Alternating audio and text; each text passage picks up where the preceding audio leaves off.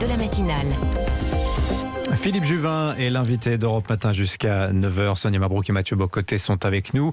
Philippe Juvin, question sur l'actualité à propos de ce qui se passe aux Antilles depuis maintenant quelques semaines. En l'occurrence, vous avez vu Sébastien Lecornu réaffirmer qu'il n'y a pas d'exception sur le territoire français concernant l'obligation vaccinale qui malgré tout a été reportée au 31 décembre là-bas dans une intention d'apaisement. Vous, président, qu'auriez-vous fait dans cette gestion de la crise antillaise et notamment sur ce point précis, la question de l'autonomie qui a été proposée par Sébastien Lecornu. Jugez-vous que c'est une piste intéressante, que c'est peut-être des solutions de sortie de crise? D'abord, il a bien fait d'y aller. Il y a longtemps qu'il aurait dû y être. Moi, je crois en la décentralisation en général. Je crois que tout ne peut pas se décider à Paris et pas simplement pour la Guadeloupe, pour toutes les régions de France. Donc oui, je suis favorable à ce qu'on octroie aux pouvoirs publics locaux plus de pouvoir qu'ils n'en ont. La question que je me pose, c'est est-ce que c'est au moment où ça brûle qu'il faut avancer de telles cartes? On voit bien que c'est vécu, ou ça peut être vécu, et ça peut être même utilisé comme un moyen de pression importante.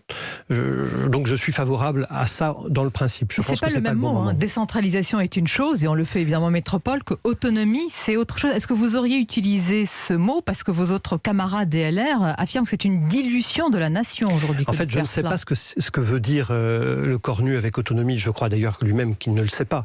Mais je vous dis, moi, ma position, c'est que je crois que l'État est trop centralisé et qu'il faut donner plus de poids aux pouvoirs publics locaux. Alors, vous appelez ça autonomie si vous voulez, vous appelez ça décentralisation, en tout cas, c'est une réalité. Ça peut être perçu comme une diversion politique. Oui. On peut aussi y voir une forme de piège, parce que vous observez, j'imagine, comme nous, la situation de la France dans le monde. Vous voyez la perte d'influence de la France en Afrique. Vous avez vu peut-être les Corses, à leur tour, réclamer dans la foulée de Sébastien Lecornu l'autonomie pour la Corse. Il y a ce référendum qui arrive en Nouvelle-Calédonie.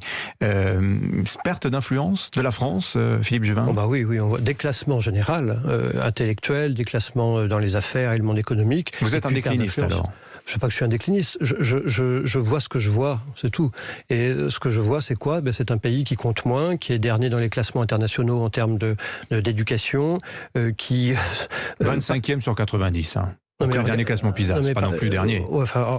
La question, c'est un pays comme le nôtre, nous acceptons d'être 25e. Bon, très bien, si ça vous suffit, 25e, ça va. Moi, ça ne me suffit pas. Je trouve que nous méritons mieux et nous avons été mieux surtout. Donc oui, il y a un déclassement du pays. Mais permettez-moi de revenir sur la notion d'autonomie un instant parce qu'elle est importante. Elle ne réfère pas seulement une part de décentralisation, elle réfère une forme d'identité culturelle spécifique qui aurait besoin d'une plus grande part d'autonomie pour se gouverner librement. Est-ce que ce n'est pas finalement, si l'autonomie il y a, est-ce que ce n'est pas un pas ensuite vers la question de l'indépendance? Mais bien sûr, c'est là le piège et vous avez absolument raison de le faire remarquer. C'est pour ça que je pense que Lecornu n'aurait pas dû utiliser ce mot autonomie qui est très très marqué. Et on voit bien qu'avec le référendum en Calédonie dans quelques semaines, il va vers un piège.